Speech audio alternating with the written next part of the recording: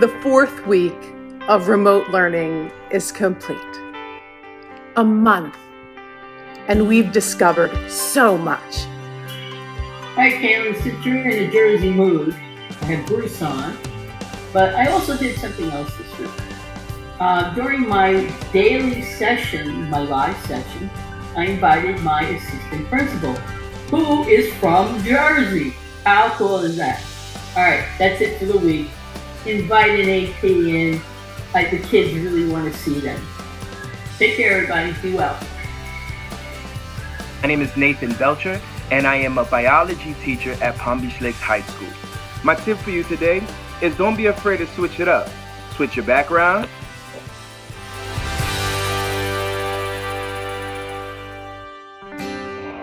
If you can help it at all, I'll take the class outside.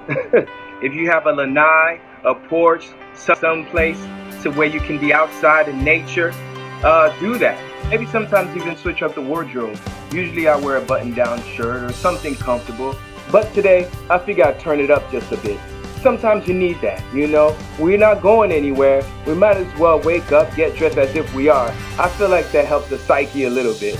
My last tip would be give eye contact to your camera or your webcam, because I can look at the screen all day long and teach that way, but when I'm actually looking at you, you know I'm talking to you. And so I kind of try to do the same, look at my notes, but I make sure I give eye contact so that the students feel like you're engaging with them. Hi everyone, this is Melanie Lobeto at Omni Middle School. So last week my students worked on this project, and basically I wanted them to work on something where they have to post on a discussion board. So I found this feature on Google Classroom called the question feature, and you're able to post the prompt there. Students are able to reply to the prompt, and they're also able to reply to each other. So it was pretty neat because they're able to collaborate through there using the prompt I gave them. And they're also able to debate with each other. So it was pretty cool, and I hope you will try it one day. Hello, Jacqueline here from Woodlands Middle School. As an 8th grade science teacher, we are fortunate to have ended our curriculum for the year. And since we were reviewing, we took a break this week to have the students explore the national parks for National Park Week. So don't be afraid, if you can, to kind of step outside, the norm, and give the kids a different experience on something that they normally wouldn't experience. Hi everyone, a helpful tip that I have this week is the use of student choice boards when assigning students activities. This is almost like stations in the way, where you provide them with different tasks to complete. So for this one, I have it split into 2 with enrichments and tasks. You can have them complete all of them. You can have them complete 1 out of the 3 or 2 out of the 3. What I also really like about it is your ability to link websites and videos within the slide deck. So for example, if I click on reading this passage, it will open up right to the passage from the textbook. There is no need for them to click back and forth between Google Classroom. Another helpful thing that I find to keep them organized is also linking the task. So for example, if I press label the parts of the animal cell, it brings it right to the slide for them to complete really easily.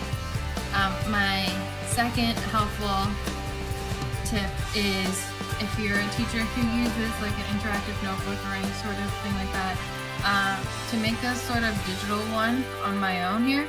So I still have the table of contents, but for this time I provided the slide number with the topic versus the page number. I still have all those root words, prefixes, and suffixes for the students, and then as they go down, they have all their notes for them as if we were to do it in the classroom. You could even take it a step further and link the slide that the notes would be on. So for example, if I highlight number 3 and I go ahead and I insert a link on here,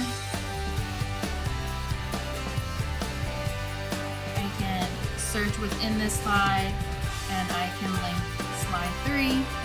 So now it makes it a little easier for them. When they click on it, it brings them right to the note. Hey, Heather here. Something I've noticed recently is engagement has really been dropping off. So I've tried to bring some enrichment opportunities to my students. Once a week we get on in the afternoons, nothing educational related, just to give them some time to, get on, talk to each other. But we've been playing some games. They've really wanted to learn how to play chess, and they want to play Monopoly. So we've talked about finances a little bit, they understand a little bit more with mortgages. And then we've also once a week brought in virtual field trips. Palm Beach County Environmental Resources Management has been gracious enough the last 2 weeks to take us on field trips to, one was a Cypress location, and then they took us to Jupiter Ridge this morning actually.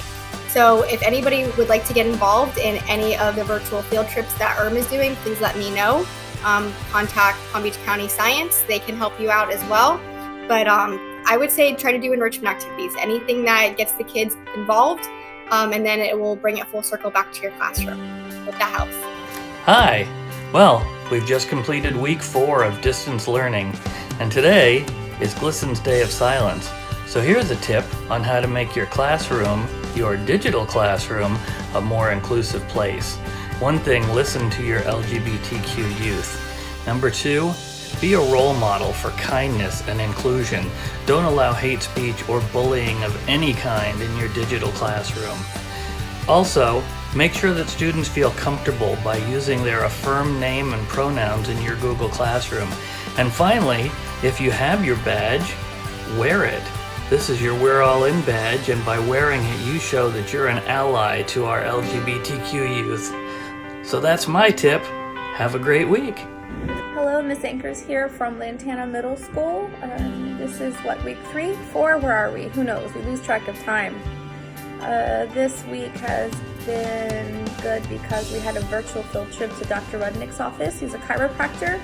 I went, we practiced social distancing, but I took my computer, he got on our Google Meet, he did a talk on the skeletal muscular system. He was bringing the kids into the real world. It felt good to get out, and I feel like it felt like they got out for them, and they learned a lot. They had great questions. They gave me some questions ahead of time to ask him, and they chimed in on the Google Meet and asked questions and did great on the follow-up the next day. And that was so successful, I reached out to the Scientist in Every School program. We'd gotten started before we had to leave for the virus, and I reached out, and he's got online all kinds of information. So Professor David Julian is our scientist, and we have a really cool interactive activity for next week where the kids are going to see the correlation between exercise and the human organ systems. And he has a tool online that makes graphs, and I'm super excited. I'm actually learning a lot too. So again, just trying to make things meaningful and get the kids to dial in and stay engaged. That's tough. And then the trials this week would be trying to chase down those kids that are MIA, and it's really hard to reach them virtually. I've even resorted to snail mail and Google Translator. So yeah, we'll see. And I have a great team at Lantana, so we're getting together and trying to reach these kids and comparing notes on who's seen who and who's got what from who, and trying to see if we can't track these people down. I miss being in school. I miss the kids. I miss my coworkers because they're awesome. And I really hope that all of you that are seeing this are safe and doing okay. So happy teaching. Hang in there. Hello, everyone. It's the 4th week of virtual learning.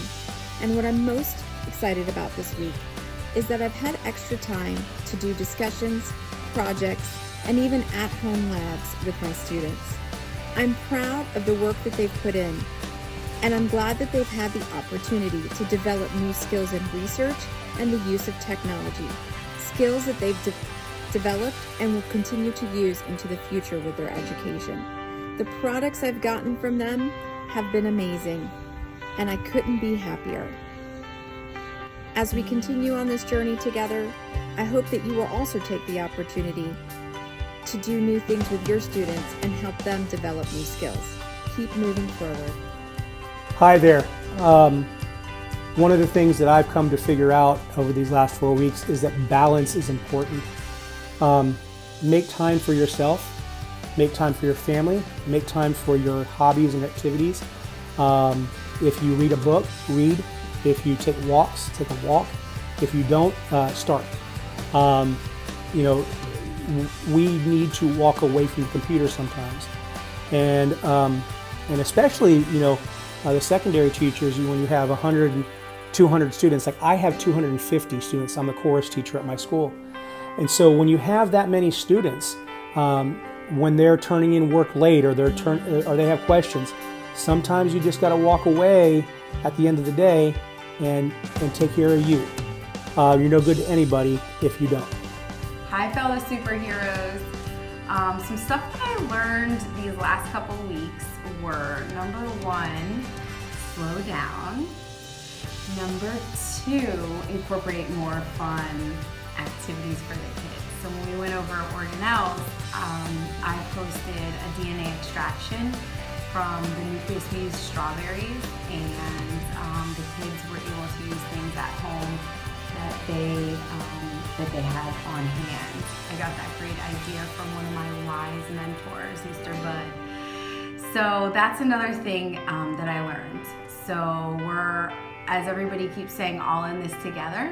And if you have a colleague with a great idea, they're usually welcome to share it or glad to share it, and your students can benefit too. Good luck. Have a great week. It was Margaret Wheatley who said that there is no power for change greater than a community discovering what it cares about. One thing is for certain: Palm Beach County cares about its kids.